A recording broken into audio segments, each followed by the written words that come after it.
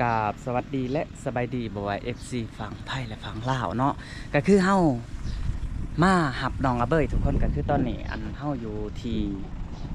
ยังแหละเขาเจ้าเอิ้นว่าบ้านค่ำหน่อยทุกคนทั้งน้องเพิ่นโอ้หิวนอนทุกคนเฮาขึ้นรถมอไซค์น้องเพิ่นจ้าจากนอนทั้งล่างเห็นเงบเนาะเบาสัญญาเลยจอดให้เพิ่นนอนพักผ่อนจักไปใดยังแหละ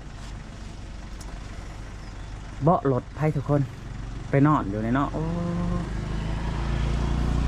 มีไม่งอดขี้เข็บในนี่ก็ใต้หายแล้วเนาะน้องเพิ่นอยากนอนแห้งทุกคนหลังจากมาไปเยี่ยมแม่กะว่าแม่เนาะก็คือเยี่ยมแม่อยู่ท่าแขกเพิ่นว่าเนาะบ้านปักน้ำนี่แหละประมาณนี้แหละเพิ่นว่าเฮาก็ยังบ่ได้เมื่อเถือที่แรกเฮาว่าสิออกจากไอรี่เนาะเฮาว่าสิแลนไปทางดำเลยทุกคนแต่ว่าเบิ่งเส้นทางทางกูเกิลเนาะกับมันใกล้โพดแล้วก็เลยกลับมาทางเมืองส้นคือเก่าทุกคนแต่ว่าทั้งน้องเพิ่นคิวนอนอยากนอนก็เลยว่าพักผ่อนก่อนแต่นี่5 บาทเบาสัญญาก็ยังอีก30หลักแล้วก็ไปหาน้องบ้านน้องอาเบยกะโอ้พี่น้องเอ้ยก็คือว่าอะไรประมาณว่าเมิดพุ่นละจังได้หอดเนาะเพราะว่าเฮาสิไปส่งน้องอยู่ที่จดซุ้มหน้าท้องพุ่นแหละ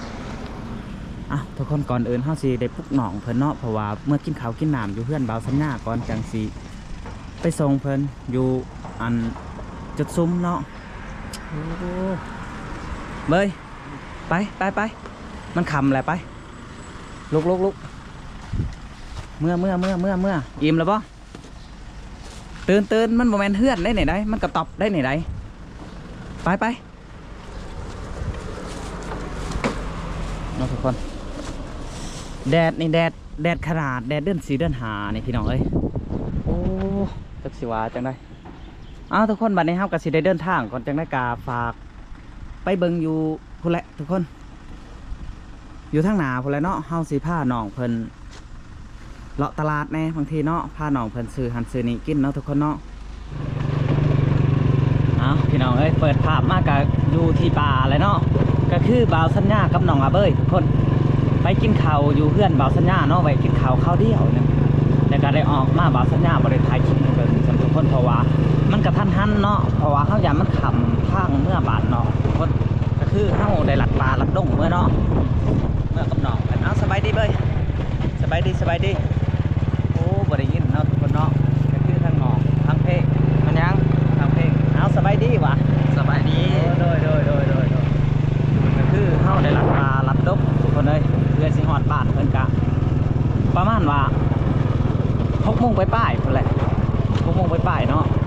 ตอนนี้เขากำลังเดินทางมาจากบ้านบางสัญญาระหว่างลัดเส้นทางโคกเอาว่าแม่พี่น้องเอ้ยไป5 บาทเพิ่นเนาะก็คือจากนี้ไป5 บาทเพิ่นยังอีกกัน30 ลักคน30 ลักเนาะกะพาเบิ่งบ้านฮอดเฮือนเพิ่นทุกคนว่าสิจักโมงเนาะเฮาสิได้บอกอีกเทื่อนึงเนาะพี่น้องเอ้ยเปิดภาพมาก็ฮอดเฮือนช้างบัวเนาะเพราะว่าน้องอาเบยเพิ่นมาสากเป็ดกะว่าแม่นเนาะเพื่อสิมาฮอดพี่ทุกคนก็คือมืดเลยเนาะมืดเลยตอนนี้เอาน้ำให้เพิ่นกิน8 โมงไปใกล้เนาะสบายดีช้างบัวสบายดีโอ้โดยสบายดีเว้ยสบายดีกำลังหอดเนาะโดยเมื่อยเพราะแห้งตอนกะมาหาบาบัวพี่น้องก็เลยให้น้ำแม่มาสากแบตก็เลยช้างบัวโอ้ยใจดีขนาดพี่น้องเอ้ยเพิ่นก็เอาน้ำเย็นมาต่อทุกครั้งเลยเนาะขี้ฝุ่นเนาะเต็มเลยเว้ยขี้ฝุ่นพี่น้องทางน้องอาเบยเพิ่นว่าขี้ฝุ่นลายเพราะว่าเฮามาตามทางรถมันก็ลายเนาะน้องเนาะควันกลุ่มๆมาเลยไหนเป็นจังได๋แบบแห่งบุใส่ว่ะอาเบยเห็นแม่ละเป็นจังได๋รู้สึกดีใจบ่ดีใจเนาะเพิ่นน่าจะดีใจอยู่เพราะว่าเพิ่นเห็นทั้งหมดไอ้เอ้ยน้องเลยเพิ่นเว้าครบหมดเลยครอบครัวเพิ่นเป็นจังได๋อยู่ดีกินดีหรือว่าเป็นจังได๋ต้องได้ถามน้องเพิ่นอีกเทื่อนึงเป็นจังได๋เบยครอบครัวเบยนี่ อยู่ดีกินดีอยู่บ่ โดย โดยอ๋อ พออยู่ก็กินอยู่ พออยู่พอกินเนาะ หาเช้ากินคำแบบนั้นเลย โดจ้าเอาเบยเพิ่นคือสิเมื่อยเนาะเพิ่นมาสากแบตนำบ่บัวพี่น้องบ่บัวกำลังสิปิดห้านเด้อเด้ โอ้โดย แปลว่าอนามัยห้านเรียบร้อยแล้วก็สิปิดห้านแหละ เพราะว่าเพิ่นมาหอดข้างๆเพิ่นก็เลยว่าอยากสักแบตนำในเฮือนสร้างบัวว่ะ โอ้น่า พอได้ลินเพราะว่าเฮือนหนองยังบ่มีไฟฟ้า แม่นเห็นน้องเพิ่นมีไฟฟ้าเนาะ โดย มันก็มาสากได้เนาะ กำลังว่าสิปิดห้านเนาะ แม่นกำลังสิปิดห้านอันเป็นยังไงเบอร์หิวข่าวบ่กินข่าวบ่กินข่าวกันบ่ กินแล้วจาน กินแล้ว โดยก็มีแต่สิซื้อของกินมาอีกจังหน่อยหั่นยันเพิ่นหิวตอนดึก อ๋อโดกิน ครับ นะกินแกงหน่อไม้ โอ้เอากินจาน กินน้ำกันนะแกงหน่อไม้นะ หน่อไม้สดบ่จันหน่อไม้ แม่นหน่อไม้สดกินบ่เบิด กินนะก่อยบ่มีหมูกินเขากินเบิดเลย โอ้โดยพอดีแหละให้น้องเบ้ยกินข้าวแหน่หิวข้าวอยู่บ่น้องเบ้ย บ่ได้หิวข้าว บ่หิวข้าว กินแล้วเนาะ กินแล้วก็บ่เป็นหยังสั่นก็คือทางเฮาก็สิกลับสถานที่จังหน่อยพุ่นแหละบ่าวบัวเพราะว่าทางเบาลาเบาพรก็น่าจะเป็นห่วงปานนี้ ดู เพราะว่าเพิ่นโทรมาบอกว่ามาแต่เว้นในเด้อโดยว่าแล้วก็เบ็ดหมด แบบเหมือนเนาะ โดยสากเบ็ดก็เลยอัน แล้วว่า บ่ได้โทร อาบ หา น้ำ เจ้า กัน เล บ่ ย อาบน้ำนี่กันบ่หรือยังไงจะได้เมื่อยจังได๋บ่ได้สูบเลยสบายเลย บ่าวสัญญานี่สิไปอาบนะฮันเพราะว่าแพ้อยู่หันเด้ โดย แพ้แล้วก็สบู่อยู่หันอยู่เพื่อนน้องอาเบ้ยก็คือเฮาปะแต่เมื่อวานนี่ โดย พี่น้องเว้ยเพราะว่าเฮาปะไว้สวยนาซื่อ โดยเพราะว่าFC ของอาเบยนี่กินฮอดอาเบยเด้ ๆ เขาถามหาอาเบยว่าอาเบยมาแล้วว่าเพิ่นเขาถามหาเนาะ โดยเห็นในคอมเมนต์แล้ว ไปได้น้องเบ้ยดีใจบ่ FC ถามหา ดีใจเนาะ ดีใจอยู่ ดีใจเนาะแต่ว่าน้องเพิ่นคือสิเมื่อยเนาะ เมื่อย เมื่อยเลย เพลียแห้ง แม่ ขนาดว่าบ่ได้ขับรถได้สร้างบัวนี่ โดย บ่าวสัญญาเป็นคนขับโอ้บ่ไหวเนาะน้องเบ้ยเนาะสภาพนี่ ก็คือว่าถ้าทางเฮาเนาะทางแดงมันก็ขยิบอย่างเนาะ แม่น มันก็ ยังบ่พอเท่านั้นก็คืออันแดดเผา แม่นว่ามื้อนี้ก็แดดกันมื้อนี้หันบ่ล่าลม รถลม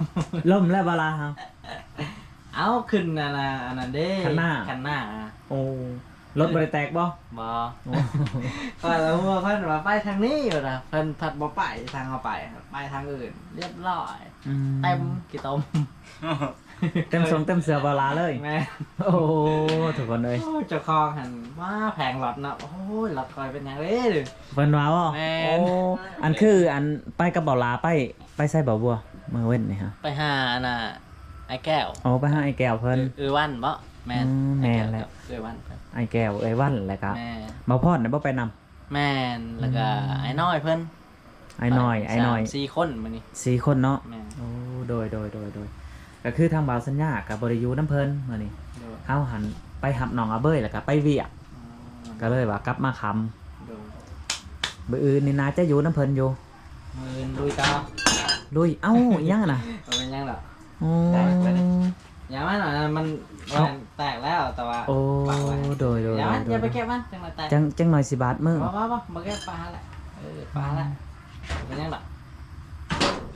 คือสังบัวนี่ ปลานี่ก็แหละนี่ จะเฮ็ดไหมมาเลยเนาะสังบัวนี่เนาะ แม่น คันว่าหือตัวนี้ออกไปนี่จะกว้างจะเย็นบัดนี้ แม่น จะเย็น มีทุนก่อนจังสิอยากได้ก่อเลย โอ้ยจะกอ อยากก่อให้มันเย็นเลย อืม อันนี้ ขั้นกอนี่คือบ่าวสัญญาอยากแนะนำ แบบได้ แบบว่า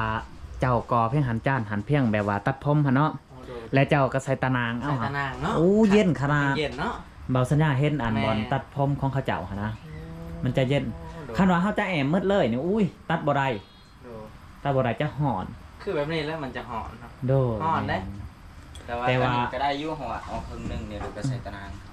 โอ้บัดพ้นพระอันได้สันสิไปอยู่ไซเนาะ คนเขาก็เปียกตอนหันก็ เด้ กันคนปาก ขนาด เปียก เปื้อนนะได้มันมืดแล้ววาเซียนนั้น โอ้โดย ก็ให้มันปิดอันนั้นดิ โอ้ การสั่นเวลาน้ำนี่มันไล่เข้ามาว่ะ เต็มหมดเลยนี่เนาะ แม่นเปื้อนไปแล้วนี่ โอ้ การสั่น โต มันก็ โตอีกยังไงนี่ฮะฮะโตอีกยังไงนี่ กีโก้ หึ กี อีโก้ กีกัว คิดคือ กีกัวมันครบคนได้บ่ คันมันครบเนี่ยต้องนับตีนมันจนครบเลย นั่นปะ ป๊อดที่โทษไผสิดับได้อันนี้ นับตีนมันบ่ครบก็ตายครับ เอาละ มันสิบ่ คันมาบ่ครบจับก็บ่ครบ ดู ก็คือว่าง่ายๆว่าฮอดขาดเนาะ แม่คันเฮานับได้ก็บ่เป็นหยังคันเฮานับบ่ได้ก็ตาย ฮอดขาดพี่น้องเอ้ยอันนั้นนานๆมันครบได้เบิด เป็นยังดอกมันบ่เฮ็ดยังดอกอย่าไปฆ่ามันเด้อ แต่ว่าทางเฮาคิดอย่าง นะ นะ โตได้ พันโตได้เนาะ แต่ว่าบ่เป็นยังดอกคันฮอดเวลาขาดเฮาเอาง่ายๆก็คือมันกัดเนาะ อืม คิดว่าเนาะ เว้าความหมายว่าแบบขี้เกียจครบคนนั่นแหละ แม่ ขั้นขี้เกียจครบนี่เขาเจ้าว่าบ่ให้ลงน้ำคันลงน้ำเลยจะมีอันแคและเหงือกสิเอา ว้าเนาะ แม่ เขาว่าวะ เขาเจ้าว่า นั่นดิ เอาอย่าได้ ไว้เลย อ๋อมีความสุขอะไรแบบนี้เนาะ เนาะมีความสุขเลยพี่น้อง โดยก็คืออันหลังจากมาแต่อันเก่งกอกกระคำและผ้าน้องเพิ่นไว้กินข้าวในเฮือน กินข้าวในเฮือนเฮากะพาวกินพาวมาเนาะเบ้ยเนาะอิหยังนะฮะอ๋อ ใส่เบ้าบ่ ใส่เบา ขนาดเนาะ โดย แห้งในซัมซุงไง แห้งบ่ แห้งบ่ ดู ก็คืออันเฮาซื้อให้น้องเพิ่นอันนี้เท่าไร60เนาะเบ้ยเนาะ 10,000เนาะ 60,000 แห้งอยู่ เพิ่นว่าเบาสัญญาเป็นน้องอาเบ้ยเป็นคนซื้อว่ะเบาสัญญาเป็นคนจ่ายจ่ายกระจายแล้วว่าจำเป็นแล้วว่ะสิว่าบ่ได้สัตว์ซื้อให้น้องเพิ่นเนาะทุกคนเพราะว่าน้องเพิ่นพอได้พังเพลง ดู ก็ว่าแม่นดังติอาเบ้ย ดัง ดังวะดังอยู่ดังปุ่มเนาะ บ่ได้ยินเลย บึ้ม อันนั้นบ่ถามตำทางหันบ่ได้ยินจักดี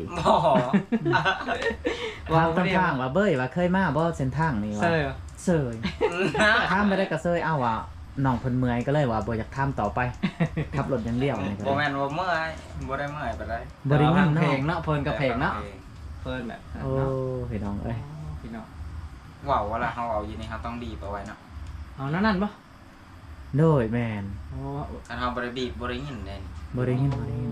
ต้องบีบเอาไว้ หมายความว่าเขาบีบแล้วมันก็บ่มีเพลงบ่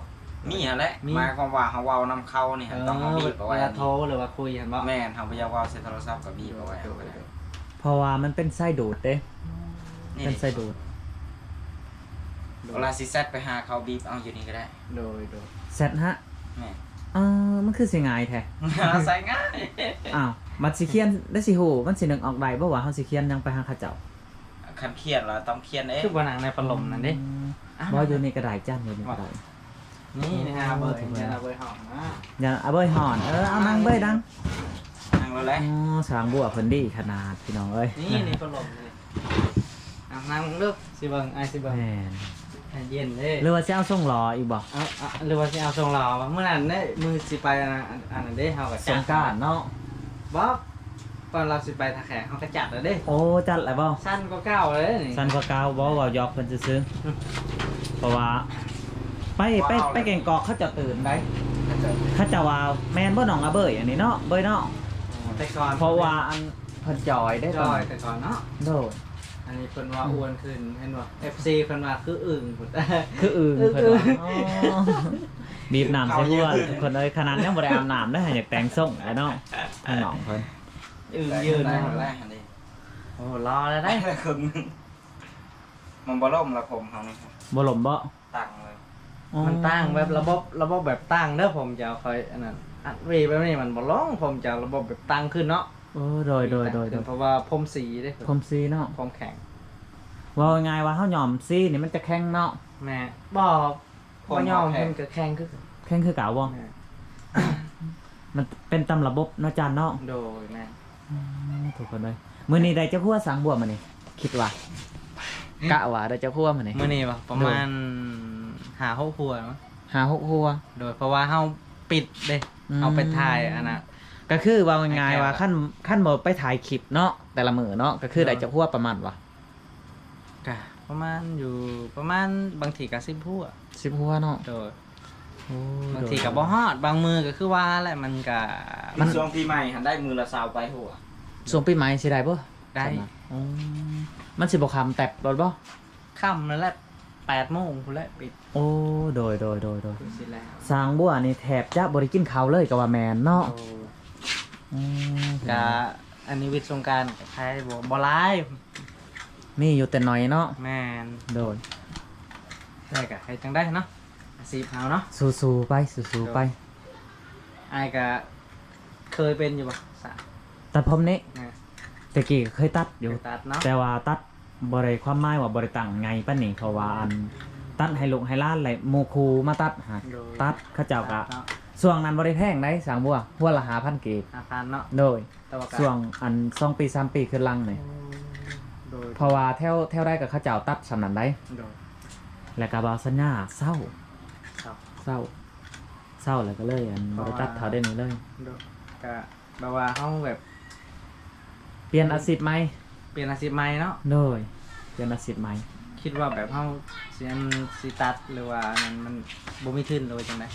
บ่แม่น แบบเอาแบบบ่ แต่ มักหรือว่า แต่กี้หันใจมักอยู่สางบวช อยู่เนาะ บาดอันลังๆมานี่ก็คือเฮาไปหาถ่ายคลิปแล้วก็ อ๋อ